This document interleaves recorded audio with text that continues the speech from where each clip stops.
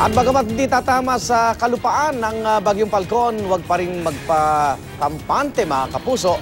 Paitingin ito ang hanging habagat na siyang magpapaulan sa ilang bahagi po ng bansa ngayon hanggang sa mga susunod na araw. Alamin natin ang buong detalye mula sa ating batikan at ekspertong totoo, si Mantani. Mantani, good morning. Anong banta nitong si Falcon at habagat? I am ready! GMA Weather, serbisyong totoo ng GMA News.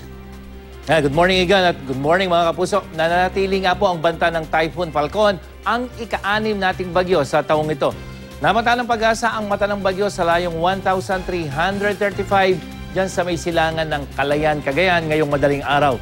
Tagal nito ngayon, ang lakas ng hangin umaabot na sa 130 km per hour malapit sa gitna at bugso na hanggang 160 km per hour.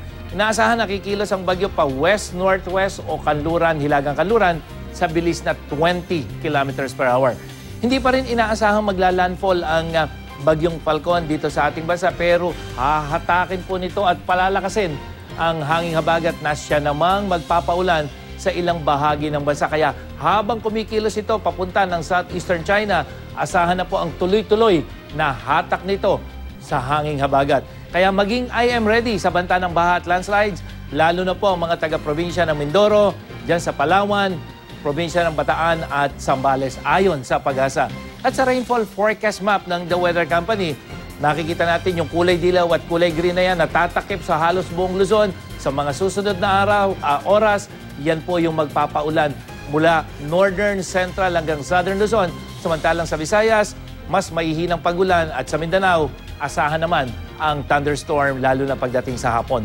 Ang mga may maliliit na sakyang pandagat, delikado pa rin maglayag sa mga dagat ng Luzon dahil yan sa matataas na alon na epekto nga ng hanging habagat.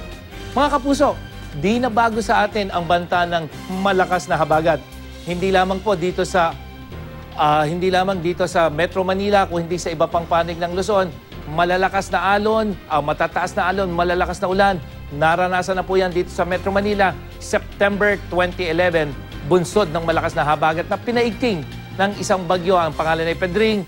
Pinasok po ng matataas na alon mula sa Manila Bay ang ilang establishmento at gusali sa kabaan ng Roas Boulevard at Raso Liman Park, kabilang na ang ilang hotel na naroon. Yan ang latest mula sa GMA Weather. Ako po si Nathaniel Cruz. Magplano para sigurado. I am ready. Serbisyong totoo ng GMA News. Maraming salamat, Mang Tani.